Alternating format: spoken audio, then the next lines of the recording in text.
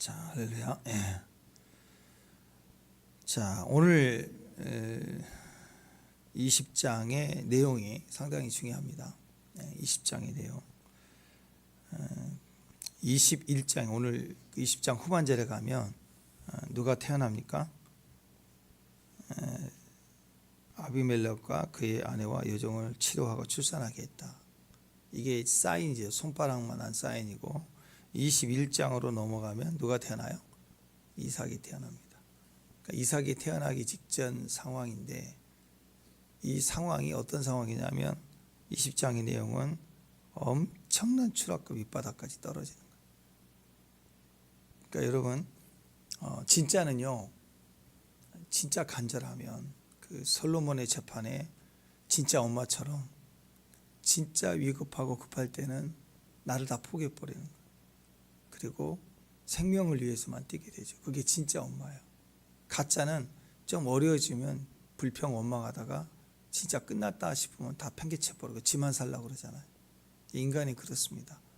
우리가 어떤 상황에서 정말 하나님 응답이 진짜 떨어질 때, 응답과 역사가 딱 일어나기 바로 직전에는 어떤 일이 벌어지냐면 진짜 믿음의 사람이라면 엄청난 추락이 있을 수 있습니다. 자기 존재의 비굴함, 그 다음 비천함, 찌질이, 못남, 이런 인간의 내면의 그 바닥이 내가 전적인 흙냄새가 나요. 완전한 바닥 믿음의 추락이 일어나서 나는 아무것도 아니구나 라는 철저한 실망으로 떨어질 사건이 보통 일어나요. 왜냐하면 출산 직전에 엄마가 엄청난 상고를 겪고 고통 속에서 아이가 출산하잖아요. 그것처럼 진짜 나는 안 되는구나, 이제 절망됐구나, 끝났구나 하는 엄청난 상실과 추락이 일어날 수 있습니다. 그런 사건이 터져요. 여전히 나는 안 되는구나. 그 지금 이건 보세요. 아내를 늑이라고 한 사건이 있었는데 지금 또 그렇잖아요. 이런 철저한 상황이 적나라하게 드러나서 완전한 믿음의 실족을 하고 무너질 만큼 떨어질 그런 상황이 일어날 수 있습니다. 혹시 그러면 여러분 진짜일 가능성이 높아요. 그래서 이 과정을 통해서 진짜는 딱 자기를 포기해버리고 진짜 주님밖에 없다. 나는 아니고. 그리고 그 다음의 결과 엄청난 사건이 터져도 절대로 거기에 내가 잘나서 내가 열심히 했기 때문에 이런 자기 공로라고 생각하지 않게 되는 겁니다. 그게 진짜예요. 어떤 사람은 그런 큰 일을 이루셨는지 하고 인터뷰하고 그러면 뭐 3일의 금식 기도의 비밀을 아시는지요? 뭐 이런 소리 한다고. 40일 기도, 요나의 3일 기도의 의미를 아시냐고. 막 어떤 그 뭐 자기 비결을 받고 얘기하는 사람들이 있어요. 아직 멀었어요. 그럼 조금 섞여 있어요. 근데 진짜는 정말 오랫동안 기도했던 일이 역전이 일어나고 큰 일이 일어나기 바로 직전에는 안 되는구나. 똑같이 있었던 일을 두 번 상황이 와도 기적과 같은 일이 일어났어도 여전히 나는 안 되는구나 하고 철저히 무너지는 시간을 보내게 됩니다. 예수님도 어찌하여 나를 버리셨나이까 하고 철저히 주님께 완전히 외면당하는 십자가의 거절을 당하신 그 처절한 고통 속에 부활이 있었잖아요. 그래서 우리가 믿음의 방향이 맞다면, 아멘? 우리가 가는 길이 방향이 맞죠. 안 된 것 같아도 그래도 꾸준히 믿음으로 왔는데 이번에는 도저히 안 될 상황, 그것도 상황도 상황이지만 내 스스로가 너무 부끄러울 만큼 추락을 하든지 믿음의 실족을 할 만큼 넘어졌다 그러면 오히려 그것이 진짜의 가능성이 높습니다. 하나님이 그 다음을 열어가시는 계획일 수 있습니다. 우리가 온전해서 약속을 받은 게 아니라는 거예요. 20장의 내용은 그겁니다. 왜 바로 직전에 이삭이 나오는 그 엄청난 언약 성취에 그 21장 이전에 20장의 내용이 들어갔을까? 그것도 이전에 했던 일을 한 번 더 답습해서 똑같이 들어가는 일이 벌어집니다. 그것은 오직 은혜로 하나님이 이삭을 주셨다. 아브라함의 작품이 절대 아니다. 나이도 상황도 그렇지만 절대 아니다. 오늘 보세요. 오늘 20장에 나와 있는 아브라함의 변명머리. 이 정도 아비멜렉이 너 어찌 나한테 이랬느냐? 그러면 두려워서 그랬나이다. 그러면 하나님이 하셨습니다. 저는 못 낳습니다. 이래야 되잖아요. 근데 또 구질하게 또 사실 그는 우리 나이 누이고 또 그 구차한 설명 또 하잖아요. 끝까지 나는 100% 거짓말한 게 아니고 사실 이래서 이랬다고 변명을 또 징징거리죠. 이게 인간이라고. 그냥 내가 잘못했나이다.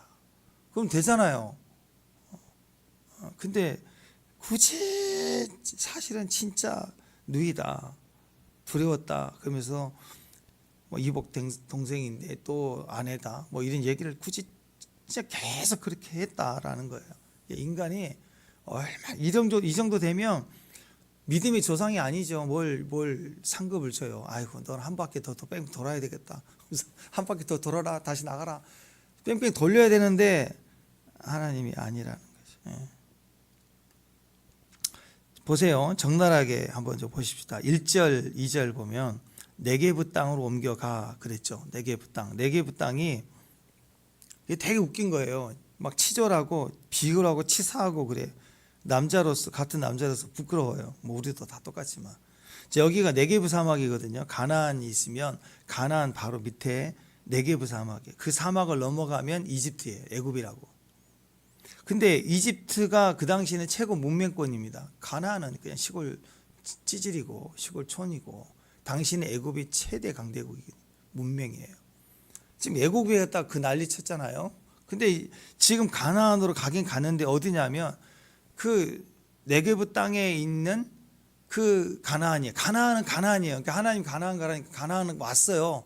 한 발자국 딱 넣어가지고 여기 가나안 여기까지 왔다고. 근데 어디냐면 바로 뒤가 네게부 사막 바로 뒤가 애굽이에요.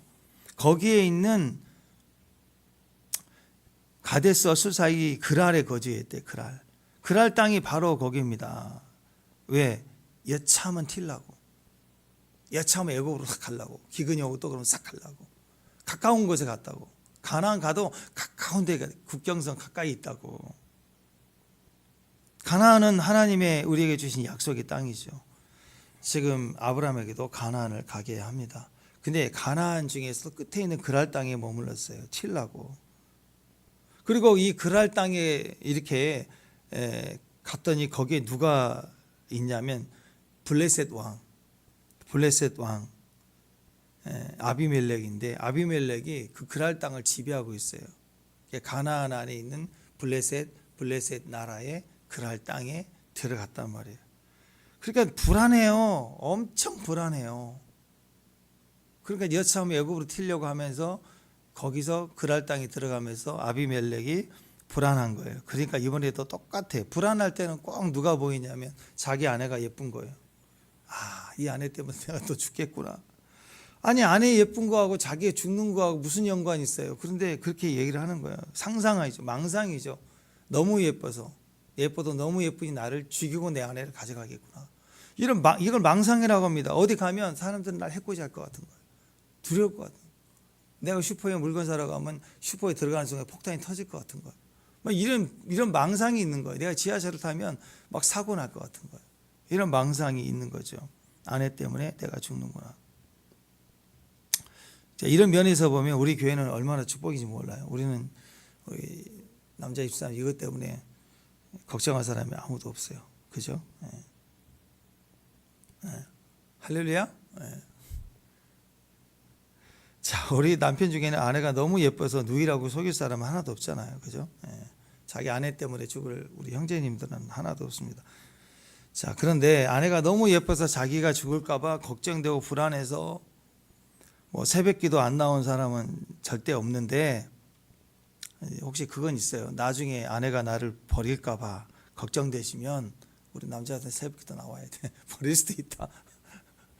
그러면 자, 아내 때문에 죽는 일은 100% 없습니다. 그러나 혹시 나를 버릴 수도 있겠다라고 생각하면 새벽기도 나오면 절대 버릴 일은 없습니다.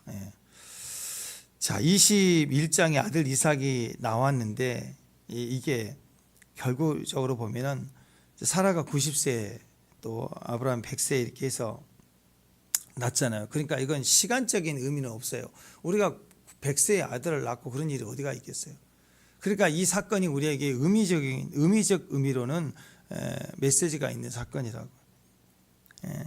그러니까 엄청난 이 기적과 같은 사건이 일어나기 직전에 어떤 일이 있느냐, 정말 자기 아내를 누이라고 속이는 정말 웃기지도 않는 이 그 실태가 적나라하게 다 드러나는 일이 있다. 이게 의미적인 일이에요. 우리 삶에도 이런 일들이 있어요. 그래서 절대 포기하면 안 되는 거예요. 그건 당연한 거예요. 내가 나를 확인하는 것. 나는 여전히 흙덩이래. 내 안에 생기가 빠지면 나는 여전히 인간적 생각을 하는 거라. 사람은 누구나 다 똑같다라는 거예요. 자, 그래서 여전히 부족한 모습으로, 그러나 여전히 자격 없는 모습으로 또 누이라고 속이는 이런 형편없는 모습일지라도 하나님 우리를 확인해 주고, 그리고 우리를 정죄할 수도 있지만 우리 기회를 주되 이 사건은 전적인 하나님의 사건이다 하고 하나님이 다시 한번 개입해 줍니다. 그래서 3절 보면 꿈에 아비멜렉에게 현몽하고, 그리고 이 이방 여인으로 말미암아 네가 죽는다. 이 여인으로 말미암아 네가 죽는다 하고 하나님이 꿈에 나타나 개입하십니다. 이 사건으로 아브라함과 사라를 살려 주십니다. 그러니까 영적으로 보면 그거예요. 왜 이 망상에 빠졌을까? 아브라함이. 이게 왜 이런 망상이 빠지냐면 이게 영적 도전이에요. 영적 공격이 일으켜와요. 왜 그러냐면 하나님의 약속이 성취돼야지만이, 이삭이 성취돼야지만 인류의 구원이 오잖아요. 이삭이 태어나는 게 중요한데, 이삭이 태어나려면 어떤 일이 벌어지냐면 반드시 사라가 살아야 돼요. 아브라함이 살아야 돼요. 아브라함과 사라가 있어야 된다고. 그러니까 마귀는 어떤 일을 벌어지냐면 이삭을 못 낳게 하든지 아니면 그 근원을 죽이려고 그래요. 그 혈통의 뿌리를 죽이려고 그래서 예수님 계복이 나타나는 그 많은 사람들의 영적 거장들의 시절을 보면 막 죽으려고 그래요. 계보가 끊어지려고 하는 공격들이 와요. 죽음이 끊임없이 공격해 와요. 죽음의 영이. 그래서 여러분, 진짜는 죽음의 영이 있어요. 진짜는. 아프가니스탄 그도 그렇고 지금 이스라엘도 그렇고, 한 번도 역사 이래 이스라엘은 죽음의 영이 그 도시를 덮지 않은 적이 없어요. 항상 죽음의 위험이 있어요. 죽음의 영. 어제도 동영상 하나 보니까 이스라엘의 성지순례한 동영상을 보니까 거리에 군인들을 만나, 군인이 휴가 가는 군인이, 지금 있는 얘기예요. 휴가 가는 군인이 군복을 벗고 휴가복을 입었어요. 그리고 휴가를 받았대.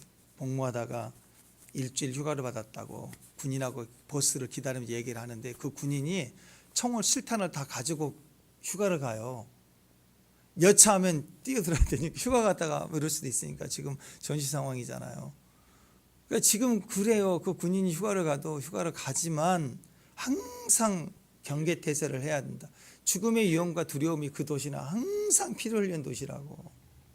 그 긴장감이 있는 거라고. 지금도 지구상에 예배 한번 드리기 위해서 죽음의 영을 통과해야 돼요. 죽음의 영이 있을 때 우리 안에 문득 망상이 와요. 죽는 거에 두려움이 공격해 온다고. 그러니까 아브라함이 얼마나 영적으로 심각한 영적 공격을 받았는지 알겠죠. 그러니까 우리가 조금만 약하면, 하나님 우리 믿음을 지켜주지 않으면 엉뚱한 행동을 피할 행동, 숨을 행동, 무슨 꽁마냥 머리만 쳐박고 숨는 행동, 이런 웃기는 행동들을 한다는 거예요. 그러니까 아브라함이 너무 이렇게 믿음이 약하다 뭐 이렇게 보기도 어렵다라는 거예요. 그 상황에서는 아마 누구도 그렇게 피하고 숨는 일을 하지 않았을까 싶습니다. 실제로 그런 두려움이 있었고, 그리고 영적으로 민감했던 아브라함은 그렇게 두려울 수밖에 없어요. 사라도 마찬가지고. 그러니까 우리가 누이라고 하자, 또 오빠라고 하겠다, 막 이런 일들이 계속 벌어졌다라는 거죠.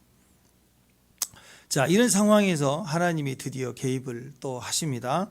꿈에 나타나서 너 죽는다. 그런 남편이 있는 여자다. 돌려보내라. 이렇게 얘기를 합니다. 그런데 여기에 특별히 또 다른 면이 하나 있죠. 이번에는 너 죽는다 뭐 이렇게만 하시는 게 아니라 그는 선지자다라고 얘기를 해요.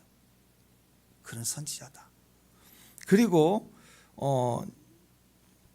그를 돌려보낼 뿐만 아니라 그는 선지자니 네가 거기서 기도받으면 그가 네 집을 치료하고 너에게 복을 줄 거야. 아니면 너 죽어. 이렇게 생과 사를 예언해 줍니다. 야, 대단하죠. 아브라함을 그냥 이렇게 살려주는 게 아니라 이번에는 선지자다.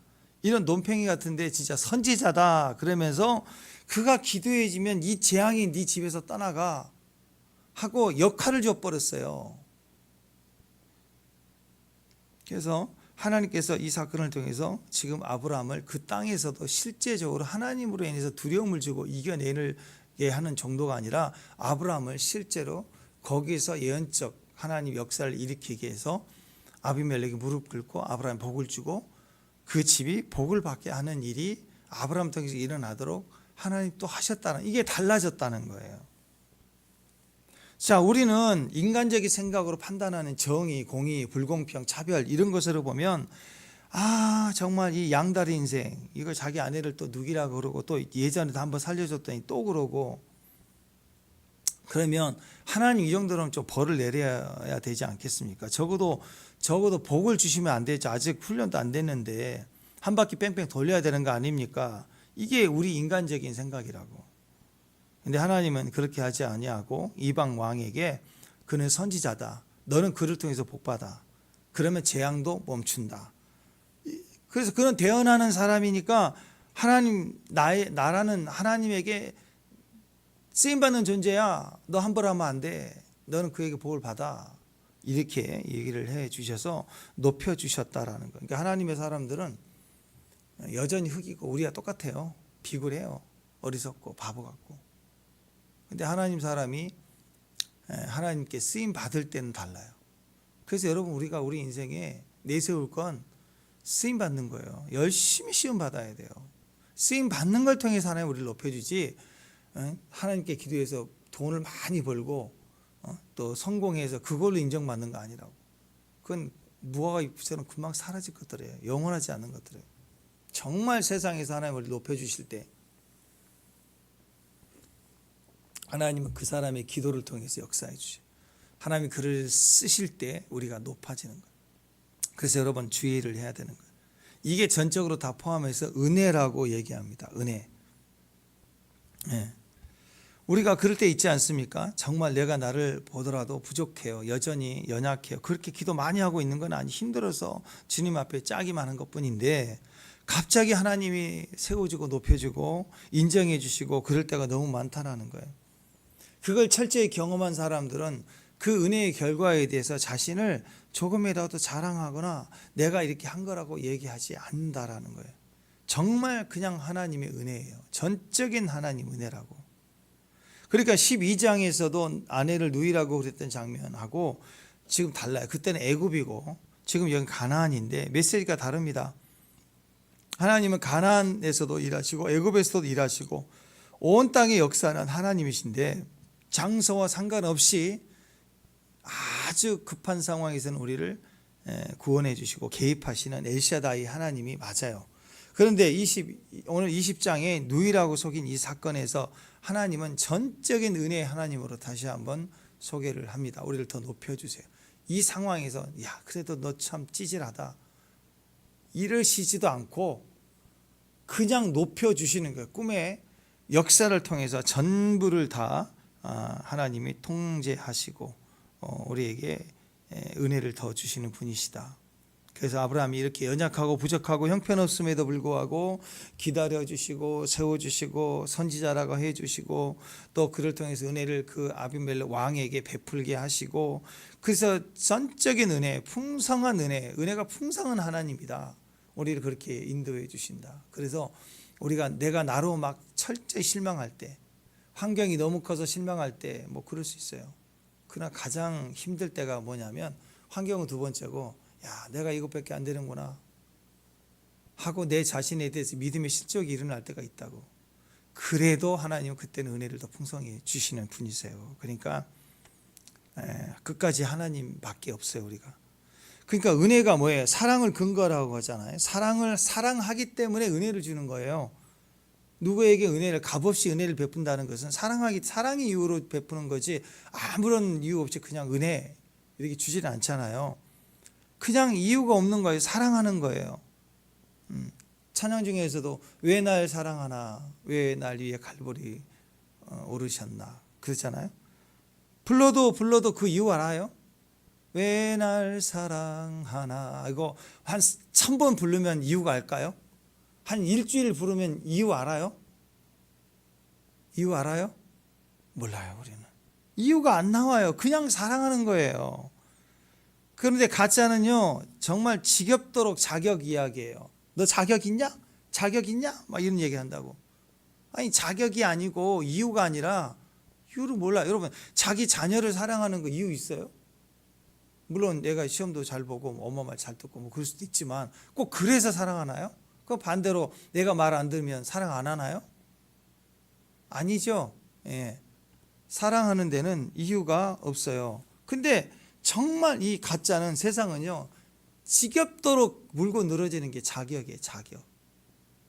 자, 대기업 회장이 자기 아들에게 기업 물려주겠다는데 그걸 옆에서 꼭 뒤에서 낙하산이니 뭐 자격이 뭐 있느니 없느니 뭐 공평 정의 이상한 말을 막 하는 사람들 있어요. 아니, 국가에서 내라는 세금 내고 자기 아들에게 평생 뼈 빠져 고생해서 이런 사업을 물려주겠다는데 그 옆에서 막 금수저니 흙수저니 그거 자꾸 그렇게 얘기하는 거예요.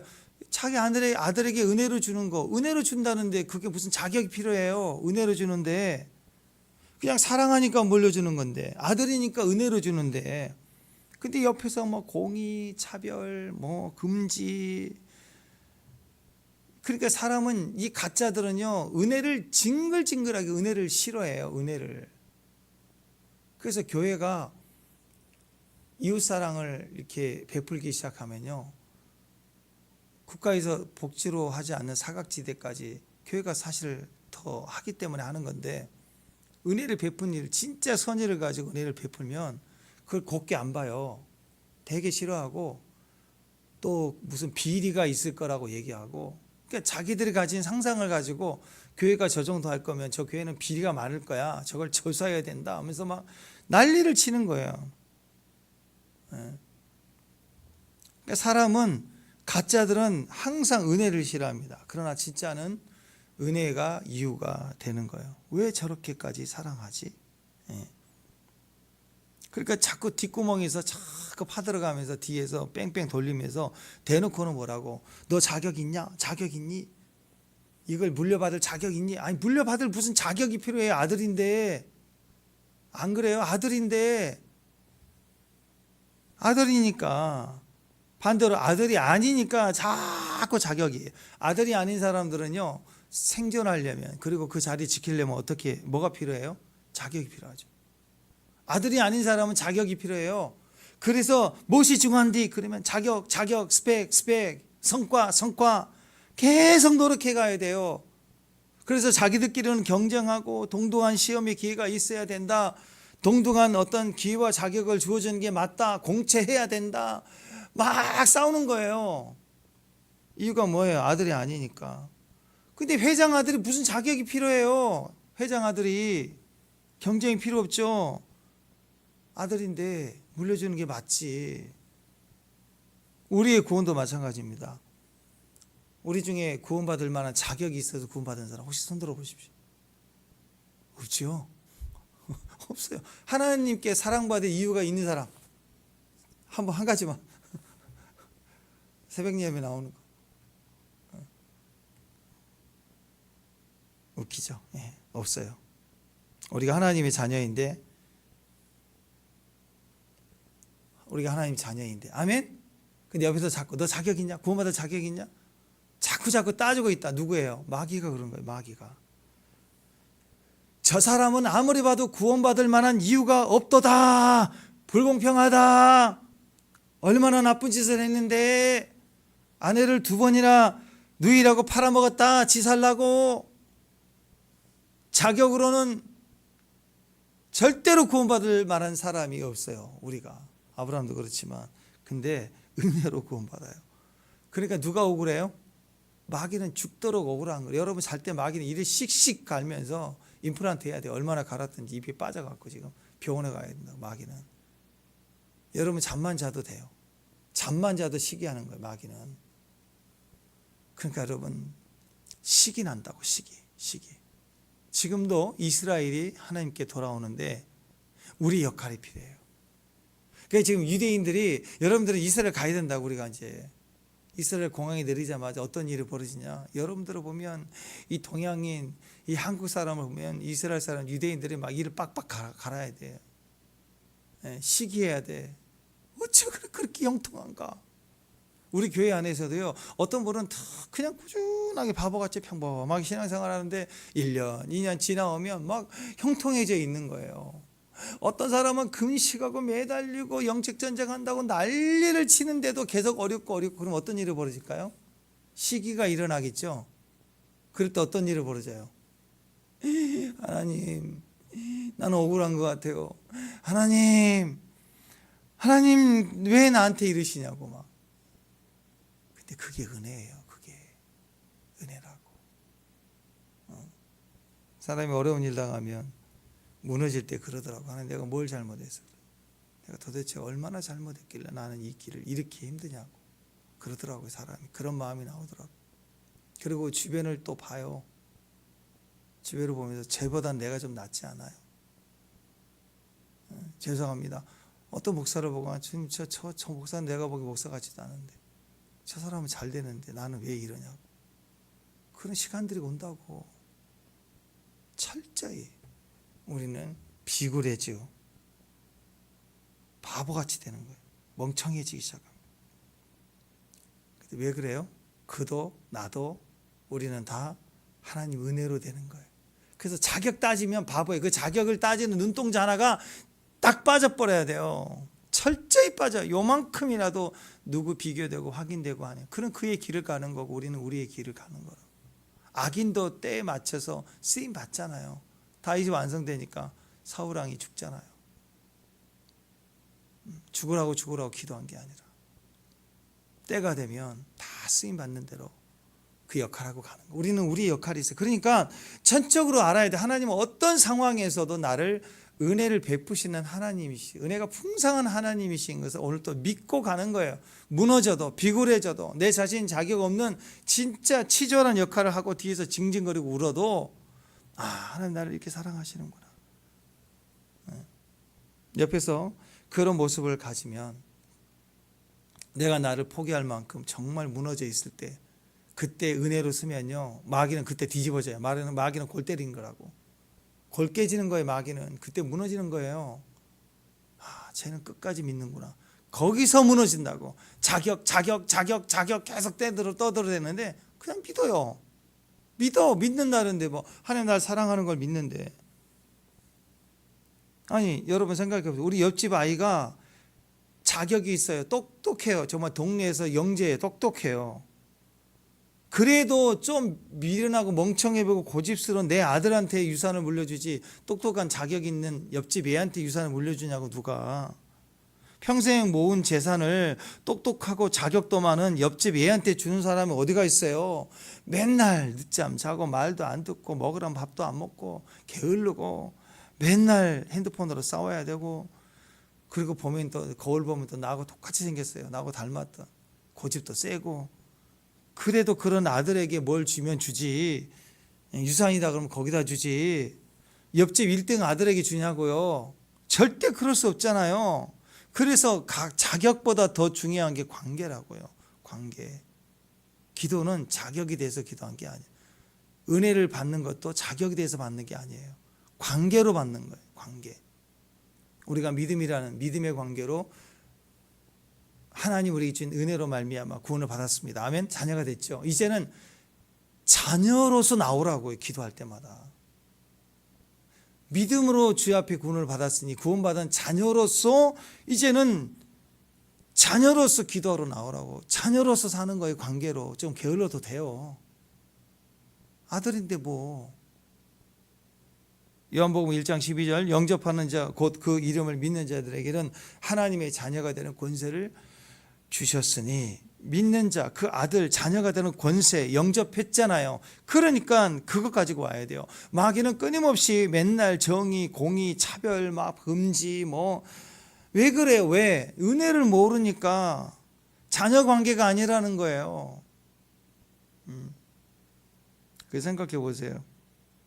어느 날 옆집 애가 와가지고 아저씨, 우리 아들 보고 얘기하는, 쟤는 자격 없어요. 공부도 못해요. 근데 왜 쟤한테 등록금 계속 대줘요?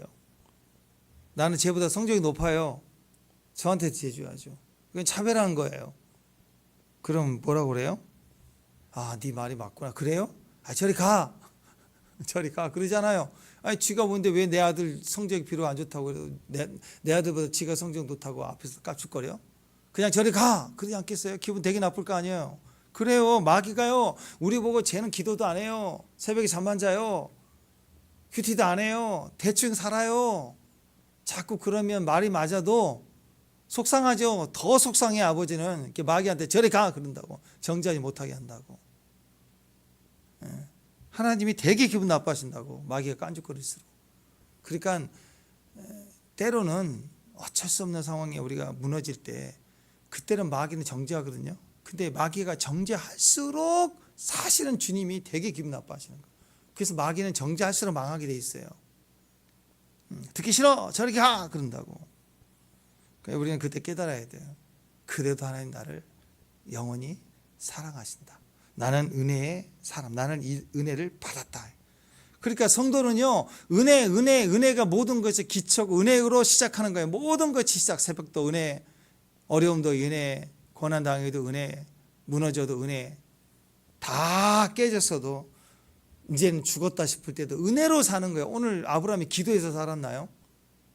그냥 뺏기고 말았잖아요. 근데 또 나타나서 이제는 살려주실 뿐만 아니라 역할까지 줘서 아비멜렉으로 무릎을 꿇게 만들잖아요. 은혜를 받게 또 만들고 은혜를 베풀게 만들잖아요. 이게 아브라함 능력이 있어서 주는 거예요. 하나님이 기도하게 했더니 아브라함 말을 듣고 역사해 주신 거죠. 아브라함에게 무슨 능력이 있어요? 병을 치료하고 재앙을 멈추게 한 능력이 아브라함에게 일이라도 있었냐고. 일도 없었잖아요.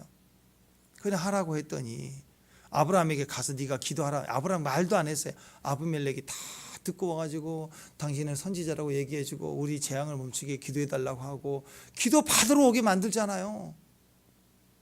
모든 것이 은혜. 아브라함은 하나도 없어요. 하나도. 해봐야 머리 굴리고 아내를 누이라고 속이고 그냥 한심한 역할을 했다.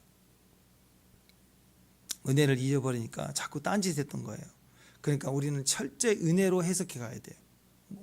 이게 어려우면 제가 나보다 똑똑하거나 그래서가 아니라 내가 은혜를 놓쳤기 때문에 이런 일이 벌어지는구나. 그러면 하나님 내게 은혜를 베푸시는 분이구나. 다시 내게 은혜가 있겠구나. 내가 할 수 있는 일이 다 멈추고 할 수 있는 일이 없으면 이제는 은혜가 역사하겠지 하고 믿는 거예요. 그게 관계로 나가는 거라고. 관계. 은혜는 설명이 절대로 안 되는 것입니다. 철저히 믿고 받아들이는 거예요. 철저히 믿고 받아들이는 거예요. 은혜라고 하는 것은 은혜를 받지 못하는 사람 입장에서는 비리다, 불공평이다, 차별이다, 말도 안 되는 거다, 난리를 치는 거거든요. 한번 보십시오. 이 분위기 속에서 보면 오늘 이 그랄 땅에 있는 아비멜렉은 어떤 상황이면 어떤 위치에 우아하잖아요, 멋지잖아요, 왕이잖아요. 왕일 뿐만 아니라 존귀할 뿐만 아니라 말도 멋지게 배려도 하고 신하들에게도 얘기하고 또 와가지고 어찌하여 그랬느냐 얘기도 하고 거절 안 하죠. 빈말 없죠. 하나님의 말씀 딱 하니까 빈말 없죠. 가서 겸손하고 이런 사람이 좀 쓰임 받으면 잘 쓰임 받을 것 같잖아요. 근데 아브라함은 어때요? 지금 100세까지 훈련 받았어요. 지금 25년 이상 훈련 받아서 여기까지 왔는데 아브라함은 여전히 믿음이 쩌다 같아요. 지금 몇 번째 두 번이나 내 아내 때문에 내가 위험하다. 자기 살라고 아내를 팔고 그리고 지금 아비멜렉 얘기했을 때는 하나님 은혜구나 깨달으면 전적으로 저는 부족합니다. 하나님이 그렇게 하셨습니다. 하고 하나님만 높여야 되는데 또 사실 따져놓고 보면 또 누이가 맞다. 또 이렇게 얘기하잖아요. 진짜. 진짜 너무 웃기는 것 같아요. 그러니까 여기서 보면 아비멜렉이 훨씬 더 멋져요. 우아하고. 그런데 그때 하나님은 뭐라고 그러세요? 딱 한마디 하죠. 그는 내 자녀야. 나는 은혜 베풀 자에게 은혜 베풀어. 그는 축복이 통로야. 그래봤자 너는 내 자녀에게 기도를 받아야 돼. 이렇게 하나님 통로를 세워주시잖아요. 이게 은혜라는 거예요. 은혜. 여기에는 철저히 해석되지 않는 이유가 있습니다. 해석이 안 되는 거예요. 그 이유가 뭐예요? 사랑의 관계이죠. 은혜가 임하는 자는 자격이 없어도 이기는 거예요. 하나님은 우리를 위하시면 누가 나를 대적하려. 하나님 우리를 이기게 하신다. 세상은 절대로 이걸 이해 못해요. 그러니까 세상은 자꾸 막 차별 막 공의 이룬다고. 은혜로 구원받는 게 싫은 거예요. 논리가 좀 돼야죠. 설명이 돼야죠. 열심히 착한 일을 해야 천국 가고 나쁜 짓 한 놈은 지옥 가야 된다. 그게 세상이 말하는 선악과의 결과예요. 선악과를 가진 사람의 설명은 통하잖아요. 설득이 되잖아요. 이해가 되니까. 우리 안에는 뿌리가 있다고. 그 뿌리 생각이 뭐예요? 악한 사람은 반드시 지옥 가야 되고 선한 사람은 행복해야 된다는 거. 근데 사실 인생을 보십시오. 그런 일이 있나요? 수많은 영적 거장들 선하지만 다 숨겨다가 억울하고 죽었잖아요. 그럼 다 망한 거예요? 아니잖아요. 악인들은 얼마나 잘 살아요. 형통해요. 그렇게 사람은 끝까지 우긴다고. 그 개념이 성경 안에도 들어있어서 천국을 얘기할 때, 기도할 때, 우리가 몸부림칠 때 주님 저 악인은 죽어야 됩니다. 저 원수는 죽어야 된다고 기도하는 거예요. 그런 거 없어요, 여러분. 성경 어디에 악인이 지옥 가고 선한 사람이 천국 간다는 말이 어디가 있습니까? 없어요. 그게 공의차별이라고, 선악과의 결과라고. 악한 사람이 지옥 가고 선한 사람이 천국 가는 적이 없어요. 어떤 사람이 천국 가요? 믿는 사람이 가는 거예요. 어떤 사람이 지옥 가요? 믿지 않는 사람이 가는 거라고. 왜? 우리는 다 악하니까. 다 죄인이니까. 시작이 거기에요. 착하다고 하는 게 아니라고. 그래서 우리는 전적으로 은혜로만 구원을 받는다. 은혜가 없으면 우리는 다 죽는다. 아멘? 네, 믿으시길 바랍니다. 그래서 20장을 해석하는 것은 은혜를 빼놓고 딴 걸로 해석하면 해석이 안 되는 거예요. 그래서 우리가 신앙생활 할 때 신앙생활은 결국 나에 대한 확신이 아닙니다. 내가 경험하고 내가 알고 내가 느껴져요. 내가 설명할 수 있는 게 신앙이 절대 아니에요. 나는 열심히 믿음 안에 열심히 순종하고 충성하고 가지만 여전히 끊임없이 우리의 해석은 은혜밖에 없어요. 내가 열심히 할 거야, 내가 충성할 거야, 다 맞아요. 그러나 그걸로 되는 게 아니라는 거예요.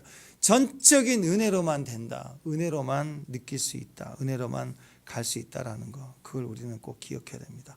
은혜는 논리가 아닙니다. 은혜는 사랑입니다. 사랑하는 마음에서 나오는 거예요. 신앙생활할 때 힘든 게 뭐냐면 자꾸 논리로 생활하려고 할 때, 이해하려고 자꾸 고민할 때, 염려할 때, 어떤 근거로 신앙생활을 하려고 하면 거기다 율법주의예요. 그러니까 은혜를 붙들어야 됩니다. 우리를 언제 부르셨느냐? 아무 근거 없을 때, 우리가 아직 죄인 되었을 때, 자격이 하나도 없을 때, 아무 이런 이유가 없을 때 하나님이 우리를 부르셨어요. 그게 메시지예요. 언제 우리를 의롭다고 하셨다고 로마서에 나와 있어요? 예. 또 미리 정하신 그들을 또한 부르시고 부르신 그들을 또한 의롭다 하시고 의롭다 하신 이들을 또한 영화롭게 하시는 전적인 하나님의 은혜의 과정입니다. 우리가 아직 죄인 됐을 때 우리를 부르셨어요. 우리를 죄인 됐을 때 우리를 의롭게 하신 거예요. 의로울 만한 행동이 있어서가 절대 아니었다. 우리가 연약할 때 아무런 이유가 없을 때 우리를 먼저 사랑해 주셨다. 네, 그러니까 지금도 우리에게 주님 앞에 나갈 자격이 있는 사람은 아무도 없어요. 새벽에 이렇게 나와서 주 앞에 나오면 내가 잘 나온 것처럼 내가 대단한 일을 한 것처럼 보이지만 아니에요. 우리는 은혜가 있어서 나온 거지 내가 결단이 있고 힘이 세고 의지가 있어서 그런 거 아니라. 우리는 잘난 게 하나도 없습니다. 근거가 절대 없어요. 우리는 죄인일 뿐이에요. 우리는 흙덩어리일 뿐입니다. 생기가 들어와야 되고 그리고 은혜가 있어야지만 사는 존재입니다. 은혜 앞에서 어떤 누구라도 일어서지 못하는 인생은 절대 없습니다. 그러니까 은혜에 붙들면 당장 일어나요. 당장 역사하고요. 지금부터 노력해서 선지자가 되는 게 아니잖아요. 영성훈련에서 예언해 줄 수 있는 선지자가 된 게 아니잖아요. 맞죠? 그냥 자기 할 일 아무것도 없어요. 그냥 망했어요. 아내 2번 뺏기고 이제 또 완전히 끝났구나 싶을 그때 하나님이 개입하시니까 갑자기 선지자가 됐네. 아비멜렉 가정에 임한 재앙을 멈추게 하는 능력도 생기네. 그게 자기 능력이 아닌 거예요. 대응만 해주고 얘기만 해주면 되는 거예요. 이게 하나님의 은혜입니다. 그래서 오늘 당장 일어설 수 있고 은혜이면 오늘 당장 승리할 수 있고 오늘 당장 선지자 될 수 있고 당장 쓰임 받을 수 있는 거예요. 우리가 오직 은혜로 가능한 거예요. 그러니까 내일 있을 이삭 탄생도 뭐라? 전적인 은혜예요. 전적. 세상은 놀라겠죠. 어떻게 100세에 어떻게 90세에 아들을 낳을 수 있을까? 비결이 뭐예요?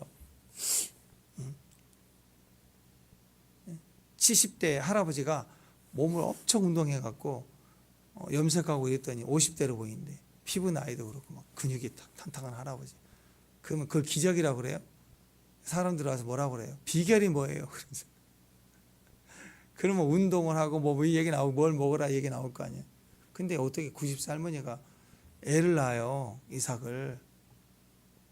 그건 어떤 훈련이나 방법이 비결이 있는 게 아니잖아요. 이건 전적인 은혜에 있을 수 없는 거예요. 우리 삶에 있을 수 없는 일이라고. 저는 이 새벽에 이렇게 이 자리에 있는 게 있을 수 없는 기적이라고 저는 생각합니다. 전적인 은혜라고 저는 믿습니다. 죽을 수도 있지만 오늘 여기에 살아있잖아요. 우리 평생에 은혜 없이 되는 일은 아무것도 없는 사람 되시길 바랍니다. 세 가지 했죠. 기도, 예배, 선교. 은혜 없이 어떻게 매일 기도하며 살겠어요? 기도하는 게 은혜예요. 축복합니다. 은혜 없이 어떻게 예배를 하고 살아요? 은혜가 있으니까 예배를 하는 거지. 어떻게 평생에 선교하며 살아요? 가든지 보내든지 하면서 어떻게 선교에 매일 동참하고 기도 매일 하고 선교를 위해서 기도하고 왜 우리가 어떻게 평생 이렇게 할 수 있나요? 은혜가 있으니까. 모든 것이 은혜입니다. 은혜. 오늘 또 우리 주변에 정말 이 아브라함 같은 사람이 있으면 은혜를 베풀어요. 은혜를 베풀어 주시고 그리고 믿음에 살고 축복합니다. 은혜를 사시기를 주님의 이름으로 축원합니다. 기도하겠습니다. 하나님 감사합니다. 자잘하게 무너지고 내가 믿는 믿음의 자리에서 박살나고 깨지고 또 어려워진다 할지라도 여기까지 은혜 그리고 앞으로도 전적인 은혜의 개입이 있음을 믿습니다. 은혜로 기도하고 은혜로 예배하고 은혜로 선교하며 사는 은혜로 충만한 믿음의 정도를 되게 하옵소서. 예수님 이름으로 기도합니다.